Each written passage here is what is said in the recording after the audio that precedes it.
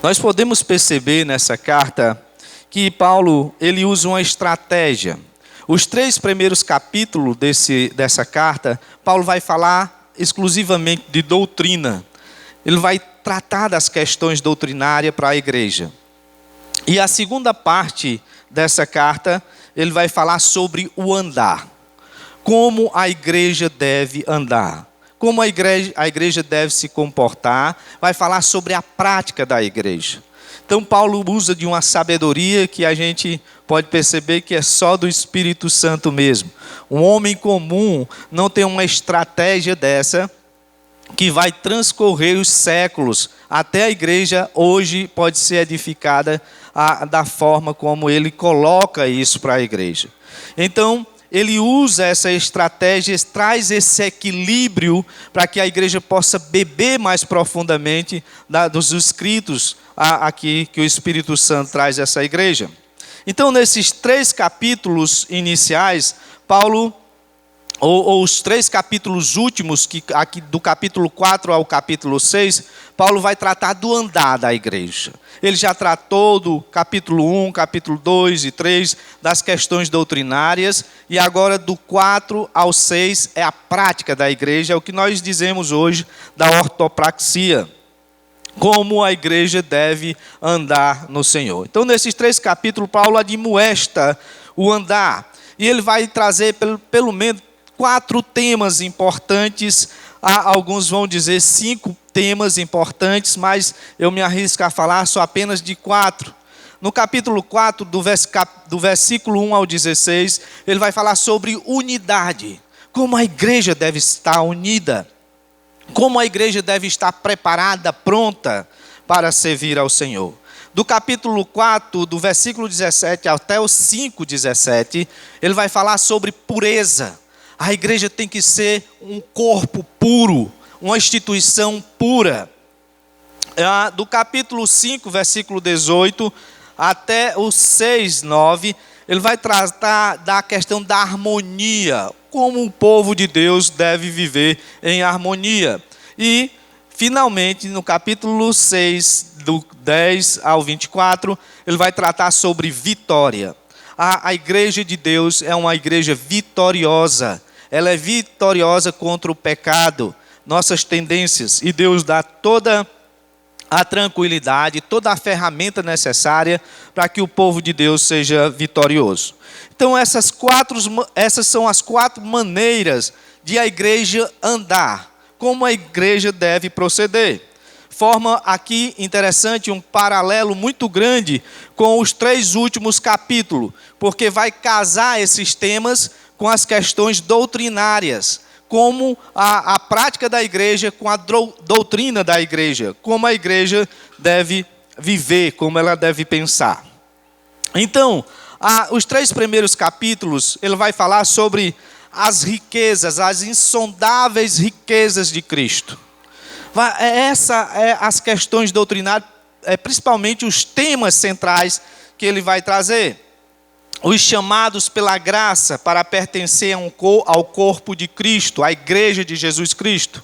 Então essa é uma das riquezas insondáveis de Cristo. A graça de Deus, a manifestação da graça de Deus. E arredondando com o capítulo, a forma da igreja andar, isso, as riquezas no capítulo 1, a graça de Deus sendo manifestada no capítulo 1, que ele vai tratar sobre isso. E no capítulo 4, 1:16, como a igreja deve andar em graça, como ela deve, o modo como ela deve ser, o comportamento dela, assumindo a doutrina cristã, se embasando na doutrina cristã, no que já foi dito nos capítulos anteriores. Então Paulo usa de uma sabedoria extraordinária. E o versículo o capítulo 4, versículo 1, ele vai dizer: rogo-vos, pois. Então essa ideia aqui que Paulo vai mostrar de rogar, de pedir, é um termo que indica que Paulo está baseando todos os seus ensinamentos daqui para frente, baseado em cima daquilo que ele já ensinou, daquilo que ele já determinou, daquilo que ele já deu à igreja. Então, rogo, pois, que vocês possa praticar, que vocês possam viver dessa forma.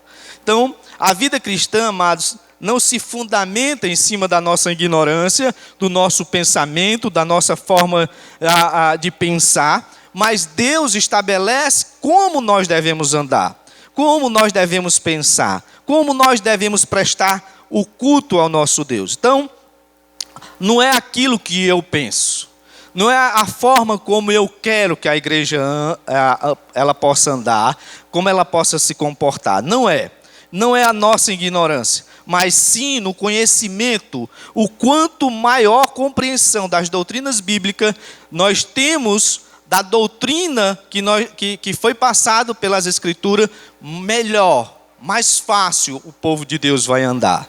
Mais fácil o povo de Deus vai vencer as suas lutas, as suas batalhas contra o pecado e contra as ciladas de Satanás. Então a ideia central, principalmente desses 16 primeiros versículos do capítulo 4, a ideia central deles é que ele trata simplesmente dessa aplicação prática, da prática da igreja, que a igreja tem que praticar a doutrina, ela tem que estar embasada em cima da doutrina. Na primeira metade da epístola, os judeus e os gentios, uns com os outros e consigo mesmo em Cristo, vai formar um templo, o corpo de Deus, o corpo de Jesus Cristo. Ele sendo a cabeça e a própria igreja sendo o corpo dele, sendo o corpo do Senhor. Então, o que Paulo quer fazer é que esse corpo tem que haver unidade. O povo de Deus tem que estar juntos, tem que andar juntos. E ele vai mostrar, por isso, nós precisamos entender aqui pelo menos 4 fatores importantes para que haja unidade na igreja do Senhor. A igreja não pode ser um povo separados com vários pensamentos dela. Ela tem que ter unidade. E ele mostra uma das primeiras coisas que a igreja tem que manifestar é a graça da unidade. Deus derrama a graça da unidade no meio do povo dele. No coração do povo existe a manifestação da graça de Deus. Isso é conhecido como a graça da unidade. E nós podemos ver isso do versículo 1 ao versículo 3. Quando ele diz: rogo-vos, pois eu, prisioneiro no Senhor, que andeis de modo digno da vocação a que foste chamados, com toda humildade e mansidão, com longanimidade, suportando-vos uns aos outros em amor, esforçando-vos diligentemente por preservar a unidade no vínculo da paz. Então, é maravilhoso, porque nós devemos aqui possuir as graças cristãs. Graças. Deus é um Deus abundante em graça. Derrama graça sobre o seu povo. Então, nós devemos possuir as graças cristãs indispensáveis. E aí, desse versículo 1 ao versículo 3, nós podemos notar 5 manifestações da graça de Deus para que haja unidade no meio da igreja do Senhor. Alguém disse, e ele começa mostrando a primeira manifestação da graça dele, ele falando sobre humildade. Então ele diz: rogo-vos, pois eu, prisioneiro no Senhor, que andeis de modo digno da vocação a que fostes chamados, com toda humildade, para que a igreja possa ser forte e unida nesse vínculo do Espírito Santo, para que haja unidade no corpo de Cristo. O povo de Deus tem que ser um povo humilde.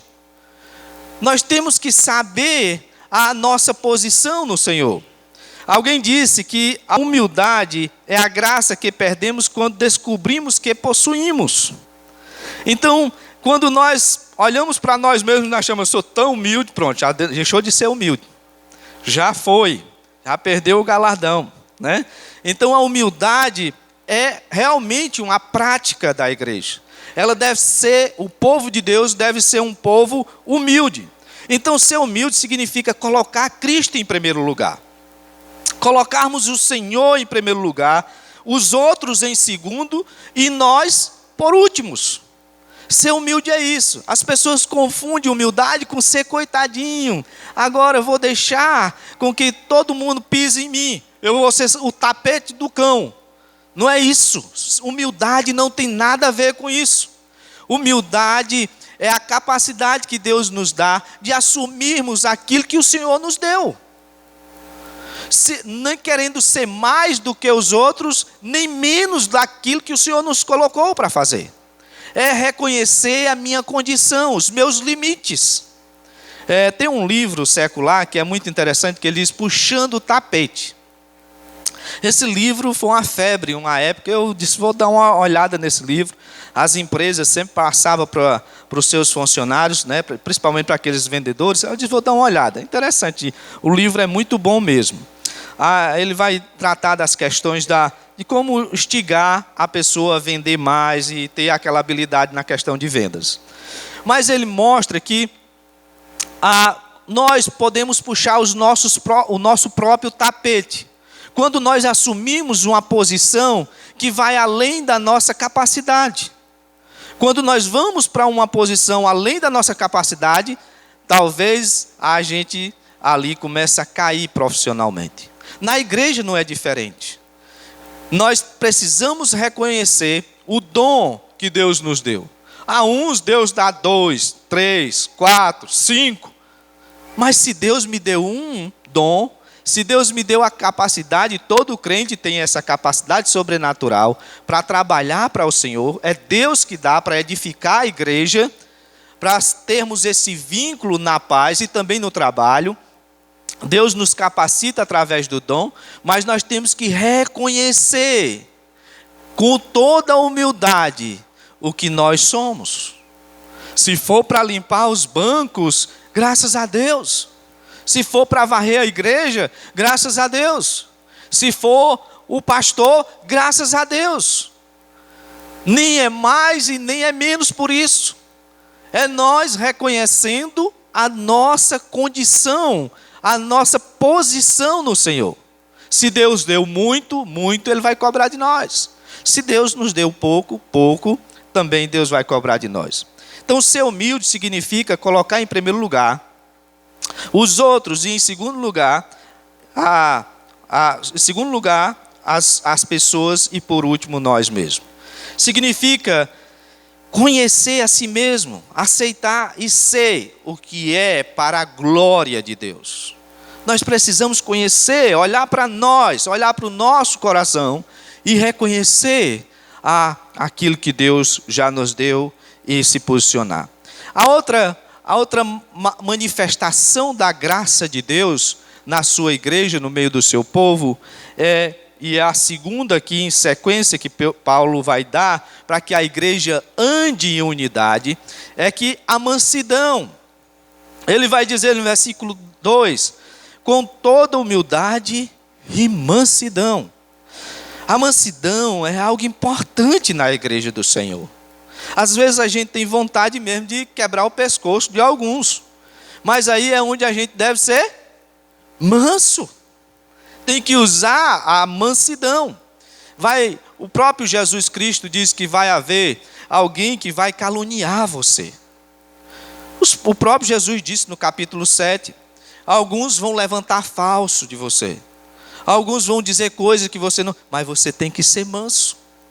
Você tem que compreender. E essa palavra manso é maravilhosa, porque a mansidão não é fraqueza, mas sim o poder sobre controle. A capacidade que alguns têm, e nós vimos isso na Bíblia pelo próprio Moisés. O próprio Moisés era um homem capaz demais para a sua época. Um homem instruído em toda a lei do Egito. E tinha conhecimento de todas as leis do mundo. Tinha um conhecimento extraordinário. E a Bíblia diz que ele foi um dos homens mais mansos da terra. Veja que quando Miriam pecou contra Moisés, Moisés vai interceder junto a Deus pela vida dela. A capacidade de perdoar, de mansidão que Moisés tinha, era algo magnífico. Aquele homem tem muito a nos ensinar. A vida de Moisés tem muito a nos ensinar.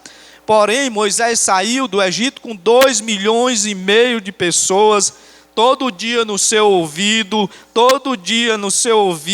reclamando e dizendo e ele pacientemente se coloca ali diante do Senhor. Mansidão não é fraqueza, é ter o controle do poder. É colocar o poder, a capacidade que você tem sobre controle nas mãos do Senhor. Moisés fez isso. Também Jesus fez isso. A Bíblia declara que Jesus é manso e humilde de coração.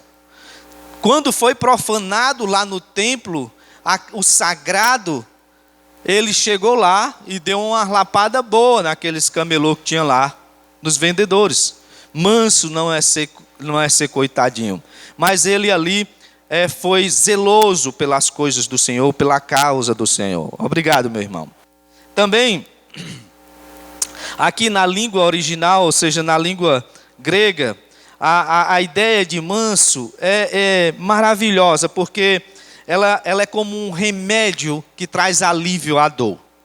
A ideia da palavra manso é isso. Eu sinto enxaqueca, as minhas enxaquecas são muito fortes. Ela vem com a áurea. Ela começa não com a dor. Ela de repente vem e como aquelas televisão bem antiga que vem furtando as cores, cheio de cores, e depois começam as ondas bem grandes e depois eu fico seguindo. Se eu estiver dirigindo, eu tenho que parar o carro. Se eu estiver num local, eu tenho que parar. E depois dessas ondas que vem, aí vem a dor terrível nos meus olhos, na minha cabeça. Então aqui, a ideia de mansidão é exatamente isso, é o remédio. É aquela que controla a dor, que tem essa capacidade, que traz alívio à dor. Também, ela é a mesma ideia para um potro. Você sabe o que é um potro? Um cavalo novo, é um cavalo jovem, que tem toda a força dele. Porém, qualquer criança pode puxá-lo. Ele tem uma capacidade, se ele quisesse, ele arrastava qualquer pessoa, ninguém poderia segurar. A ideia também do boi manso, do boi que foi amansado, para trabalhar na campinadeira. Ali o boi não sabe a força que tem, mas ele é controlado. Ele tem uma força extraordinária. E eu acho interessante que todos esses conceitos, ele traz a implicação do poder sobre controle. Tanto o cavalo como a dor fica sobre controle. Então essa palavra manso, ela tem essa ideia de você controlar os seus impulsos. Vem aquele impulso, você diz, já foi, já disse o que não era para dizer, já fiz o que não era para fazer. Então, o homem manso é o cara que tem a capacidade de controlar esse impulso que vem de dentro. Ele não fala uma besteira, ele não diz algo, ele não tem um comportamento que depois vá se arrepender. Essa é a ideia de mansidão. E Paulo está dizendo, olha, sabe o que é que vai manter a unidade na igreja? É você tendo essa atitude. Sendo um homem, uma mulher, um jovem manso. Vai haver problema onde tem gente, onde tem pecador, tem pecado, tem vontades, mas haja com mansidão. Seja um homem manso. A terceira coisa, manifestação que ele vai dizer que Deus derrama a sua igreja, é a longanimidade. O povo de Deus tem que ser longânimo. E a ideia aqui de longânimo é longo ânimo. Ele tem que demorar a ficar com raiva. Não pode ficar com raiva facilmente. É alguém dotado de uma capacidade de tolerar desconforto e não revidar. A nossa tendência é quando alguém faz alguma coisa com a gente revidar. Tá certo, pois tá bom. Vou matar na unha, isso aí. Igual a piolho, vou matar na unha. Mas não é isso. A longanimidade é a capacidade que Deus dá ao homem, para que ele, mesmo sofrendo danos, mesmo sofrendo investimento contra ele possa não revidar, não lutar contra a outra pessoa. Então, o que Paulo está descrevendo é alguns frutos do Espírito Santo, que foi dito lá em Gálatas, capítulo 5, versículo 22. Alguns, ele não cita todos, mas o que ele quer mostrar é que a unidade do Espírito é o resultado de andar no Espírito. E o que Paulo está mostrando é isso. Olha, se você vive no Espírito, você também anda no Espírito. Mas se você vive na carne, você vai andar também na carne. E a igreja, o povo de Deus, que vive no Espírito, que é embasado na palavra de Deus, ele vai ter unidade, vai ser uma igreja que vai ter liga. Você já viu uma igreja que termina o culto, todo mundo vai embora, não se ama, não tem comunhão? Pois é uma igreja sem liga. E nós somos vaso de Deus. O povo de Deus precisa ter liga, ser misturado mesmo. Às vezes discute, às vezes briga, mas se perdoa. Não, perdão, meu irmão. Está restaurado? Tá, pô, vamos começar de novo. Nós nos amamos, o Senhor é maior do que nós. O povo de Deus tem que estar sempre misturado. Então, o resultado de andar no Espírito, a unidade do Espírito, é o resultado de andarmos no Espírito. A quarta manifestação da graça de Deus para que haja unidade é a diligência. É o que ele vai falar no versículo 2. Com toda humildade e mansidão, com longanimidade, suportando-vos uns aos outros em amor, esforçando-vos diligentemente. Diligentemente. O significado literal aqui é mostrar-se desejoso de manter ou guardar a unidade do Espírito. Você já viu alguém no meio do corpo de Cristo ou na sua repartição que sempre trabalha contra, que está indo na contramão? Você tem a ideia de que, meu Deus, essa pessoa não anda de jeito nenhum na mesma mão, anda na contramão. Mas a ideia aqui de diligência é que nós precisamos se mostrar desejoso de manter ou guardar a unidade. O povo de Deus tem que lutar pela unidade, pela comunhão, a unidade no Espírito. Certa vez um cristão, falando, aconselhando o outro sobre casamento, isso já faz muito tempo, e era 2 casais recém-casados, e ele perguntou, ele disse para esses 2 casais, e a gente vendo, ele disse: eu acho tão bonito, é muito bom saber que vocês se amam demais, que vocês estão juntos, mas eu quero dizer para vocês que, e estou torcendo que o casamento de vocês dê certo, mas vocês vão ter que trabalhar muito, muito, para que o casamento de vocês se mantenha. A igreja de Deus é um casamento. Para que haja essa unidade do povo de Deus, nós vamos ter que trabalhar muito.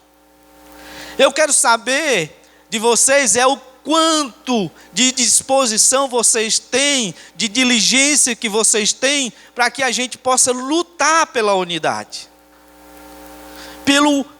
Por essa liga do corpo de Cristo. Pela liga da comunhão. Então, amados, relacionamento exige uma busca incansável para manter a unidade. Todo dia nós temos que, com a esposa do mesmo jeito, no casamento é do mesmo jeito. Todo dia. Muitas vezes nós temos que fazer vista grossa. O marido diz uma coisa que desagrada. Deixa de lado. Por quê? Porque maior é o casamento. Na igreja é da mesma forma. Maior é o nosso relacionamento. Maior é a igreja. Maior é o povo de Deus. Muitas coisas dói, mas a gente tem que deixar de lado. Nós temos que nos esforçar para manter a unidade. Então o verbo encontrado aqui nesse versículo encontra-se no particípio presente, indicando que nós devemos nos esforçar constantemente, diariamente, a cada minuto, para manter a unidade. A igreja deve fazer isso. Então, meus irmãos, na verdade quando pensamos que as coisas às vezes estão bem, estão andando bem, Satanás se levanta e desfere assim uma sequência de soco no pé da barriga, e o camarada se dobra diante disso. Ele faz isso sempre para destruir a unidade na igreja. Levanta pessoas para poder destruir a unidade na igreja. E às vezes é a nossa forma como nós tratamos o trabalho de Deus, quando nós tratamos a obra de Deus, como nós vemos a igreja. A igreja, ela é o corpo de Cristo, e é isso que Paulo quer dizer. Por isso, só alguns trabalham. Vejam como é que é a igreja de Deus. Você pode observar a nossa própria igreja. Eu não prego para outra igreja e não prego geral. Eu prego para nós, o povo de Deus. Vamos nos observar. Veja que não é todos que trabalham. É alguns que trabalham. Por quê? Porque eles entenderam a urgência, a necessidade do corpo de Cristo. Que nós devemos lutar pela unidade diligentemente, ao ponto de alguns até se estressar, ficar cansado e até entrar em depressão. Porque por tanto trabalho, por tantas lutas, porque alguns só querem assistir, alguns só querem se alimentar, mas não querem participar. Sempre aquele ato de covardia, se isentando das suas obrigações, dos seus deveres. A vida cristã tem deveres. E o povo de Deus tem que saber disso. Se você não cumpre com a sua obrigação, você está falhando, você está em pecado. E não tem nenhuma maneira de você estar só apenas assim. Porque ele está exigindo. Paulo está exigindo que haja unidade no corpo de Cristo. John MacArthur diz, e eu disse isso lá no nosso acampamento. Ele diz que 3 coisas a igreja tem que observar. A primeira é adoração. A segunda é trabalho. A terceira é testemunho. Se a igreja não persegue isso, então para que ela serve? Para nada. Eu estou me enganando. Você está se enganando. Nós estamos nos reunindo aqui para satisfazer algo do nosso coração. Se você é cristão, se você é um homem chamado por Deus, e você foi enxertado no corpo de Cristo, então, amados, você tem um dom. E Deus lhe capacitou para servir a igreja.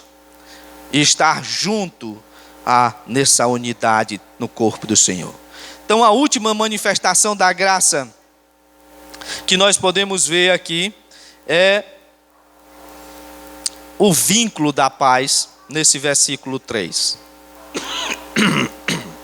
Esforçando-vos diligentemente por preservar a unidade do Espírito no vínculo da paz.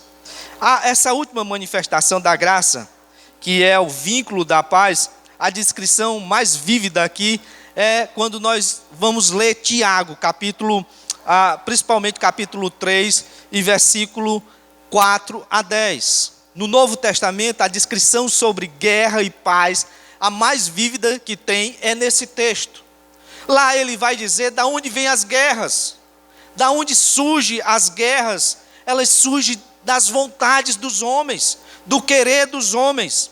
Então Paulo está mostrando que nós temos que perseguir a paz, buscar o vínculo da paz. Então Tiago ensina lá no seu texto que o motivo para as guerras que acontecem em nível exterior são as guerras em andamento em nível interior. O nível exterior, às vezes, as nossas vontades, as nossas azunhadas que nós damos uns nos outros, isso é consequência do que está dentro do nosso coração, o que está dentro da nossa alma. E é isso da onde da onde Tiago vai dizer, o pastor Tiago, da onde é que vêm as guerras? Vem de dentro do coração dos homens, vem de dentro da nossa alma. Por isso que nós não conseguimos ter paz E ele está dizendo, olha, a quinta manifestação da graça de Deus para que a igreja possa ter o vínculo, a paz, ela possa usufruir da paz, é que ela possa ver que para que haja unidade, é que tem que haver paz no meio do povo de Deus. Então, Tiago ensina isso. Se um cristão não está em paz com Deus, será capaz de viver em paz com os outros cristãos? Claro que não. Se ele não tem um relacionamento com Deus, se ele não tem a prática de viver, se ele rouba, é um ladrão, se ele mente, é um mentiroso, se ele é um adúltero, se ela é uma adúltera, se eles vivem assim, eles não têm a paz de Cristo, como Colossenses diz. E se eles não têm a paz de Cristo, são os que vão mais causar problema na igreja. Porque quem tem a paz de Deus, quem está em paz com o Senhor, vai fazer com que a igreja também viva em paz. Que o povo de Deus e vai produzir paz. Então, quando a paz de Deus reina em nosso coração, nós podemos construir unidade. Podemos construir a unidade. A segunda coisa que esse texto vai nos ensinar é do versículo 4 ao versículo 6. A graça de Deus se manifestou pelo menos em 5 tópicos. Nós vimos. Mas aqui, ele vai nos dar a base dessa unidade. Nós temos que colocar a vida em cima dessa base. Nós temos que estar tranquilos em cima dessa base que ele vai nos dar. E é isso que o versículo 4 em diante vai dizer. Há somente um corpo e um espírito, como também for chamado numa só esperança da vossa vocação. Há um só Senhor, uma só fé, um só batismo, um só Deus e Pai de todos, o qual é sobre todos, e age por meio de todos e está em todos. Então, hoje em dia, na igreja, no meio da igreja, ou na igreja de uma forma geral, muitas pessoas tentam unir os cristãos de forma não bíblica. Eles fazem declarações do tipo, não estamos interessados em doutrinas, não estamos interessados em ensinos mais a feijoada das escrituras, não estamos interessados nisso. Sim, no amor, nós amamos, vamos amar uns aos outros, vamos colocar de lado as doutrinas e amar uns aos outros. Isso são as declarações que é dita entre as igrejas hoje por aí, entre o cristianismo, que é garapa mesmo, que é feita com água e açúcar. E não é isso, veja que não é isso que as escrituras estão ensinando. Veja que Paulo, ele não vai tratar de unidade nos 3 primeiros capítulos. Ele vai tratar de doutrina. E por último, ele vai tratar de unidade. Por quê? Porque a nossa prática, ela tem que estar em cima de quê? Dos ensinos doutrinários, daquilo que Deus nos deu a base. Por isso que ele ensina em Colossenses a se despir, tirar a roupagem, a velha roupagem, e se revestir do novo homem. Nós só podemos se revestir do novo homem se nós tivermos algumas coisas para colocar lá no local. Tirar a roupa velha vai estar o quê? Se eu não tenho conhecimento da palavra de Deus. Então a tendência do cristianismo é voltar para as antigas práticas, como os judeus faziam. Os judeus voltaram para as práticas velhas, os velhos costumes, porque eles tiraram a roupagem, fizeram a decisão por Cristo, mas logo começaram a voltar de novo às práticas judaicas. Desculpe estar só tossindo, mas é assim mesmo. Então, veja que Paulo não discute essa questão de unidade. Ele vai tratar logo das questões doutrinárias, e as questões doutrinárias são importantes para a igreja.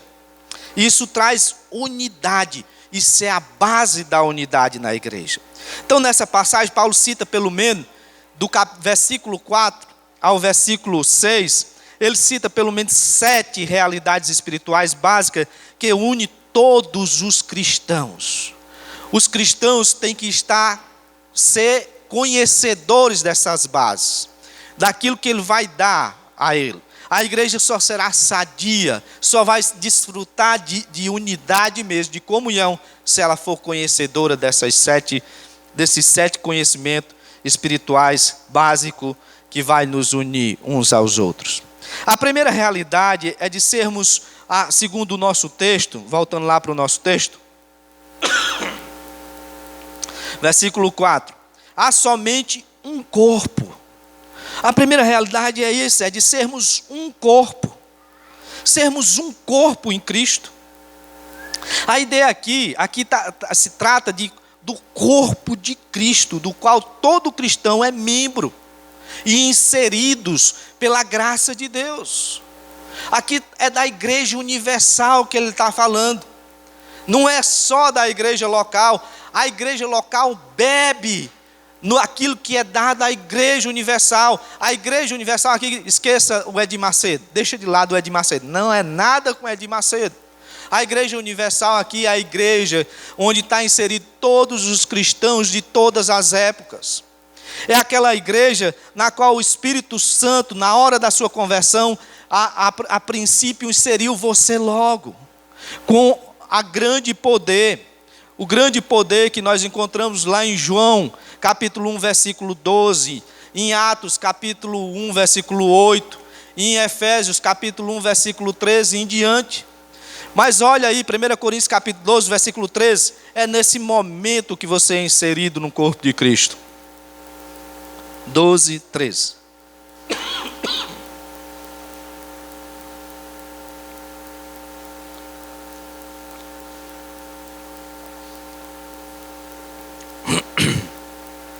Diz, 1 Coríntios, capítulo 12, versículo 13.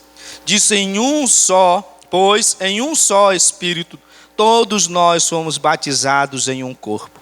Quer judeus, quer gregos, quer escravos, quer livres. E a todos nós foi dado de beber de um só Espírito. Então, aonde nós fomos batizados? No corpo de Cristo.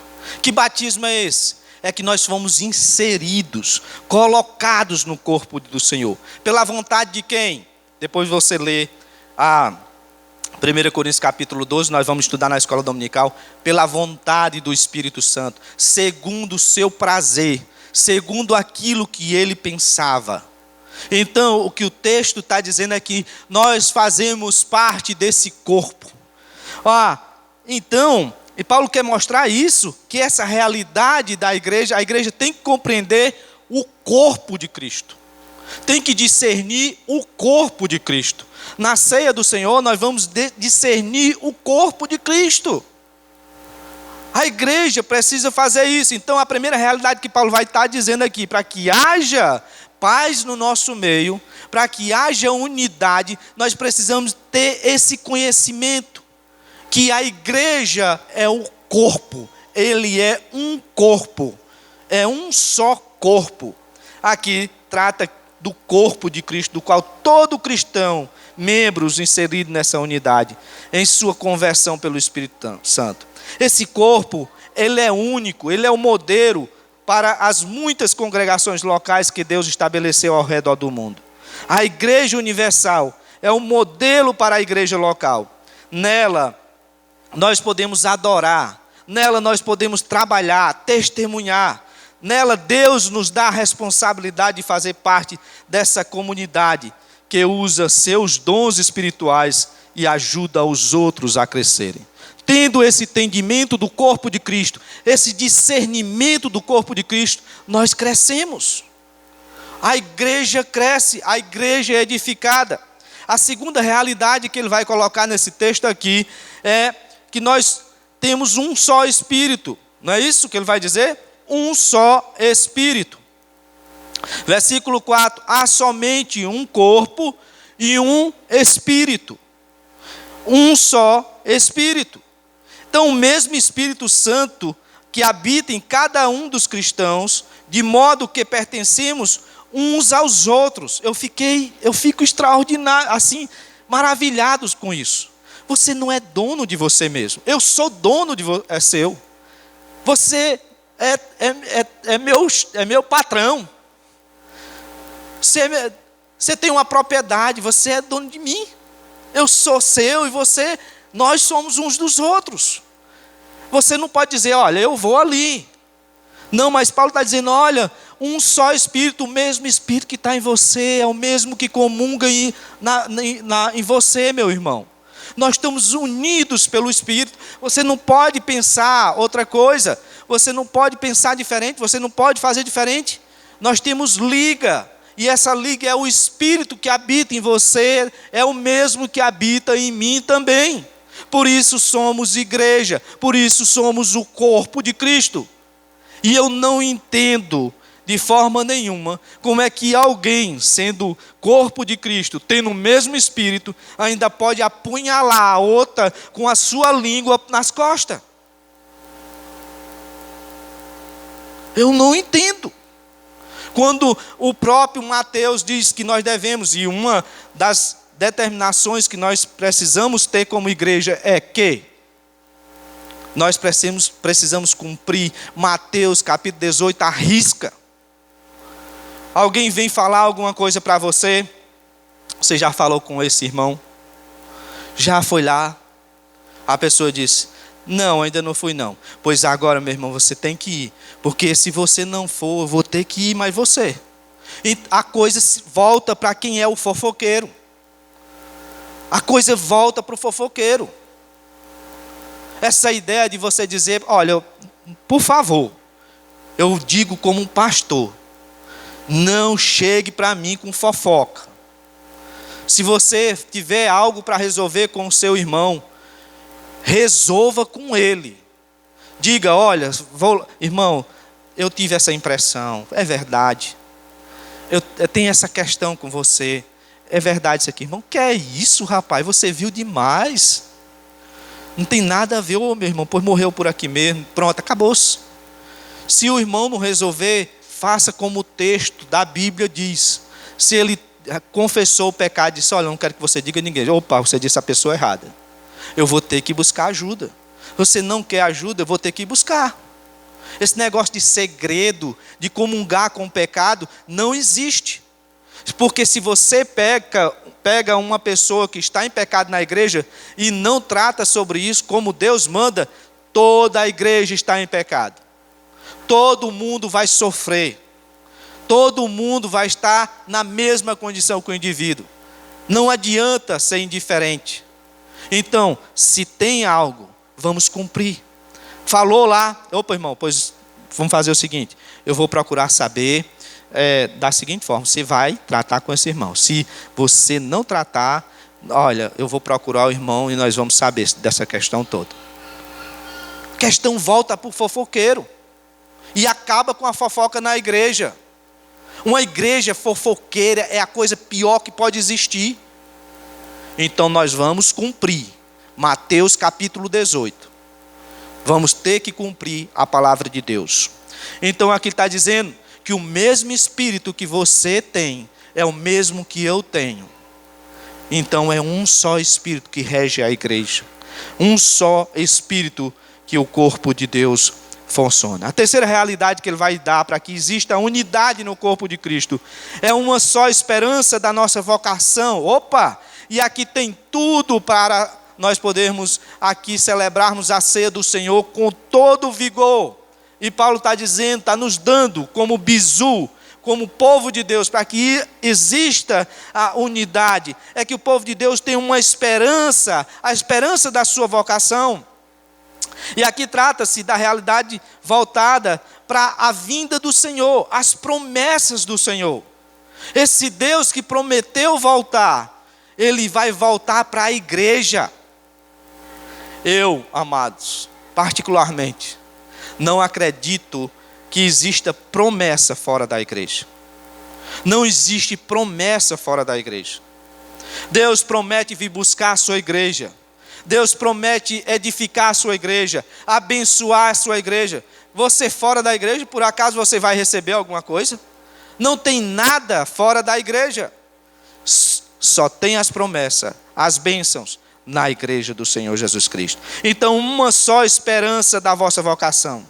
O Espírito Santo que habita na igreja nos dá essa garantia dessas promessas maravilhosas que o povo de Deus vai desfrutar.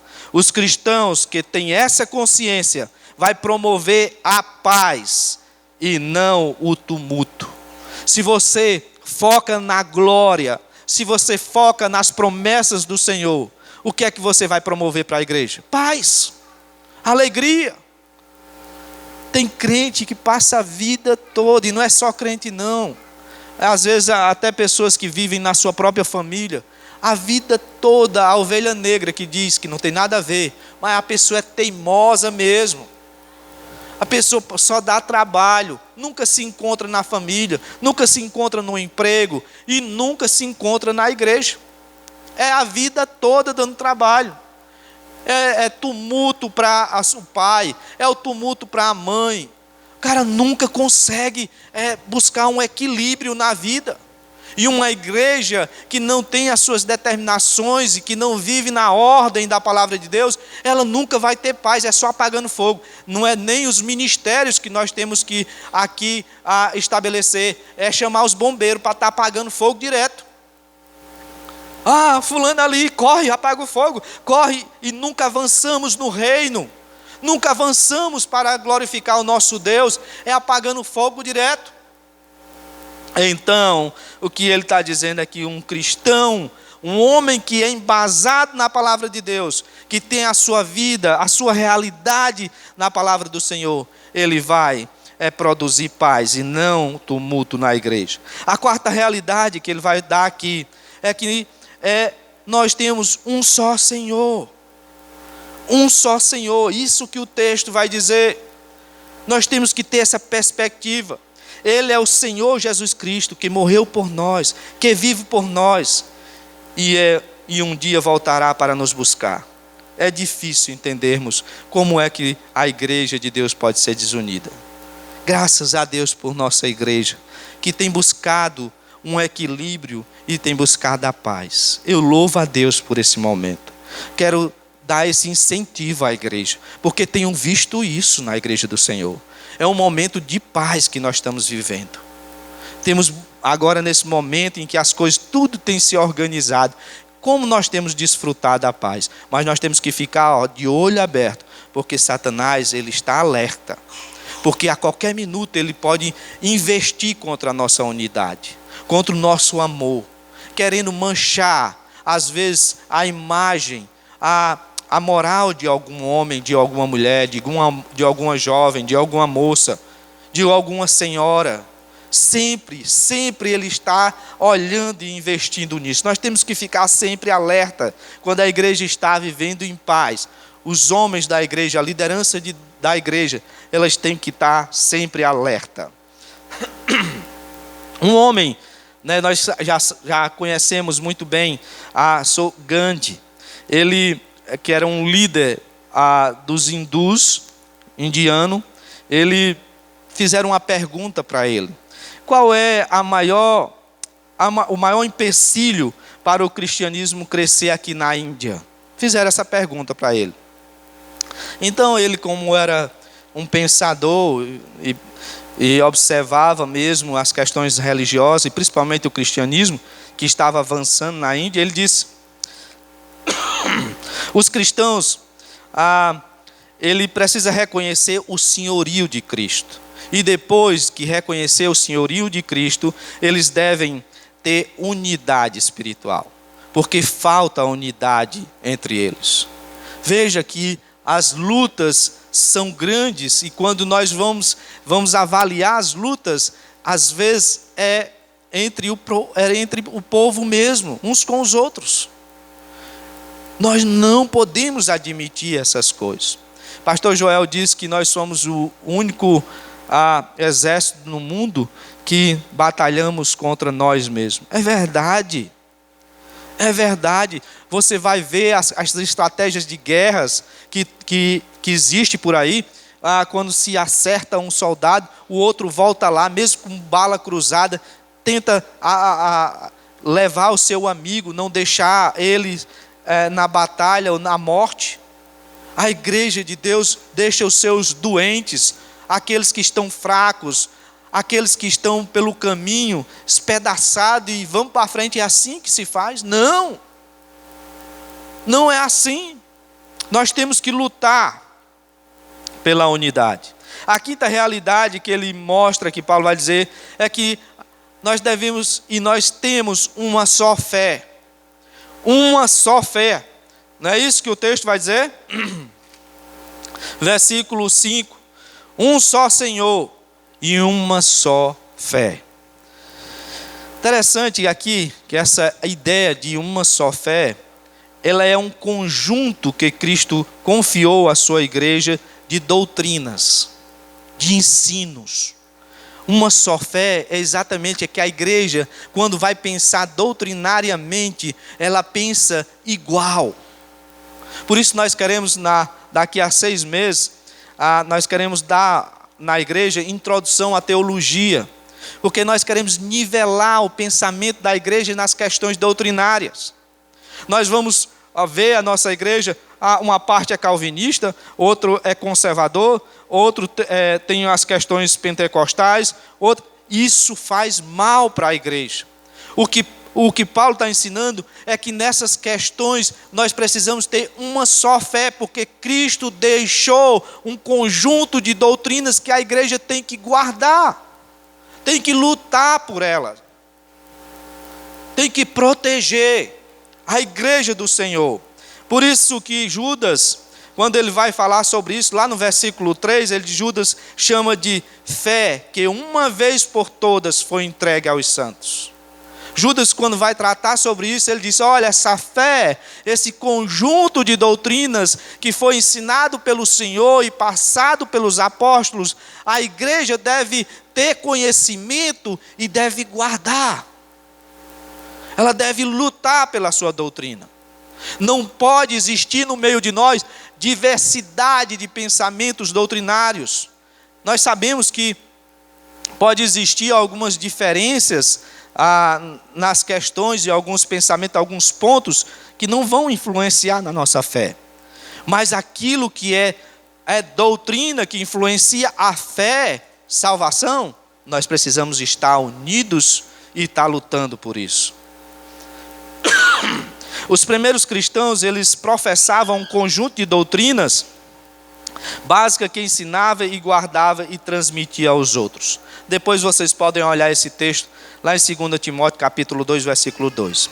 A sexta realidade que ele vai colocar nesse versículo 6 em diante é que ele diz que nós temos um só batismo. Interessante isso aqui. Esse batismo não é o batismo com água. Aqui é o batismo do Espírito Santo. Aqui, uma vez que Paulo está falando do corpo, do corpo, da unidade do corpo, esse batismo está se referindo ao batismo do Espírito Santo. Então a palavra, aqui ele diz que a palavra nos ordena a sermos cheios do Espírito Santo. Lá, nós podemos ver isso lá em alguns outros textos, como 1 Coríntios capítulo 12, em diante. Efésios também capítulo 5, vai dizer que nós podemos ser cheios do Espírito Santo, mas em momento algum nos ensina que nós devemos ensinar, ela nos ensina a sermos batizados com o Espírito Santo. Ela não ensina que nós devemos buscar o batismo pelo Espírito Santo, mas ela diz e ensina que nós devemos ser cheios do Espírito Santo. Igrejas que estão por aí dizendo, olha, busque o batismo do Espírito Santo, não está nas Escrituras, não tem nenhuma vez isso, não está. Mas ele fala aqui, um só batismo. O povo de Deus tem um só batismo.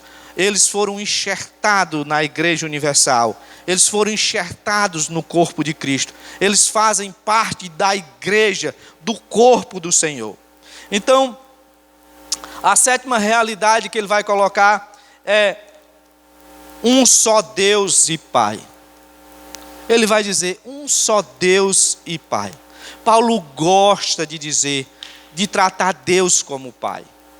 Ele sempre gosta de dizer essas palavras. Você vai ver no livro de Efésios várias vezes ele dizendo o Deus e Pai do nosso Senhor Jesus Cristo. O Deus e Pai, o Deus e Pai. Sabe por que Paulo diz muito essa palavra Deus e Pai? Eu acho que eu acho não, eu tenho certeza, que ele vê a igreja como a família de Deus. Nós, o povo de Deus, somos uma família e nós temos um pai. Nós temos um pai, e esse é o mesmo pai, o seu pai é o meu pai. E o texto vai dizer que esse pai produz em você dons, ele capacita você para que eu seja abençoado, e com o meu dom você seja abençoado. Mas cadê o Altran, um dos homens mais humildes que está aqui na igreja? Ele, crente no Senhor Jesus Cristo, ele tem um dom. Ele tem um dom, e a palavra de Deus diz que ele é importante por isso. Veja aqui, versículo 6 comigo. Diz: um só Deus e Pai de todos, o qual é sobre todos, e age por meio de todos, e está em todos. Cadê o irmão Pacheco? Irmão Pacheco, talvez ninguém possa perceber o irmão Pacheco na igreja, mas ele é uma das maiores bênçãos que nós temos. É um dos maiores tesouros que nós temos. Ele é que traz as pessoas, bota no banco, você às vezes nem percebe. Mas ele faz isso, coloca um, coloca outro, chama, é o primeiro que pega na mão das pessoas que chegam aqui na igreja. Talvez ele nunca vai chegar aqui no púlpito para pregar e expor um texto. E nem por isso ele é menos importante do que eu e você. Porque Deus age por meio dele. O mais humilde dos homens tem essa realidade na igreja de Cristo, essa importância na igreja de Cristo. Você não pode dizer que é menos importante. Você não pode se achar o coitadinho ali. Cristo está dizendo, a palavra de Deus está dizendo que Deus, esse Deus maravilhoso, que age num, é o mesmo que age no outro. E Ele age em todos. E porque Ele age em todos, nós somos abençoados. A igreja pode desfrutar de unidade. A igreja pode desfrutar das bênçãos, das promessas. A igreja pode desfrutar do amor.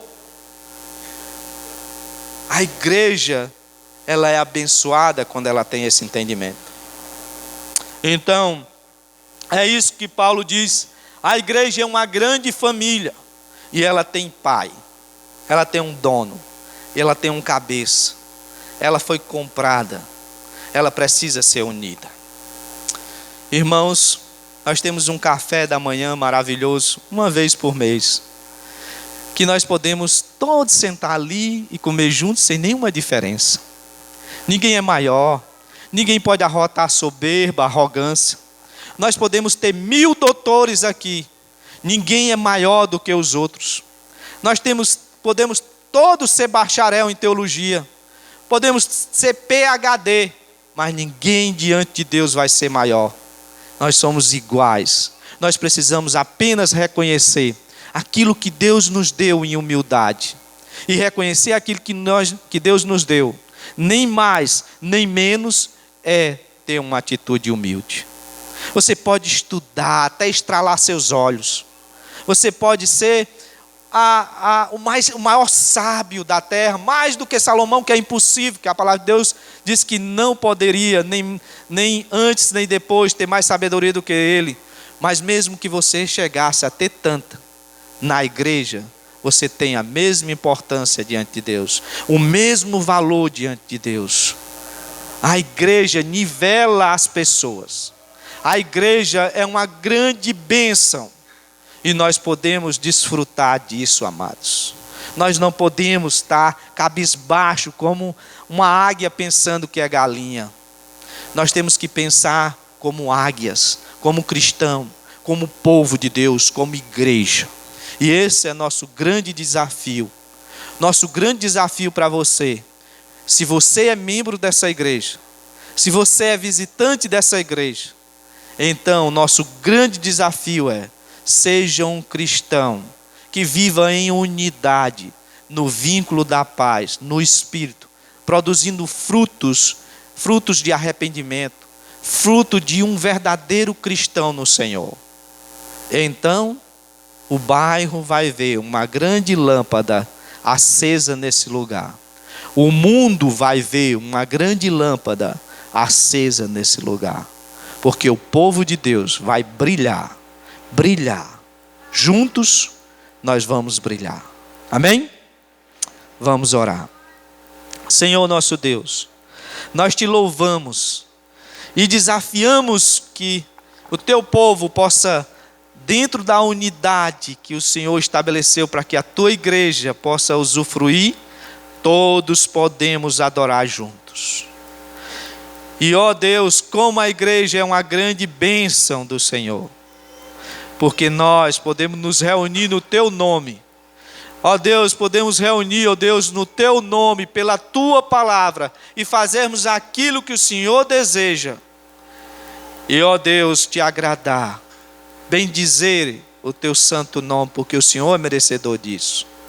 E nós também seremos abençoados, Senhor Deus, porque nós vamos nos conhecer a nós mesmos, vamos ver as nossas dificuldades. Quando nós olhamos para nós mesmos, nós vimos as nossas lutas, nós vimos o quanto nós somos orgulhosos, nós vimos o quanto nós precisamos crescer. Ó Deus, e mesmo assim, apesar de mim, apesar do teu povo, o Senhor ainda nos usa, porque o Senhor está a trabalhar em nós, porque o Senhor está a nos edificar. Deus, abençoa a tua igreja, Senhor. Abençoa o teu povo, derrama as tuas bênçãos. Assim nós te pedimos em nome de Jesus Cristo. Amém.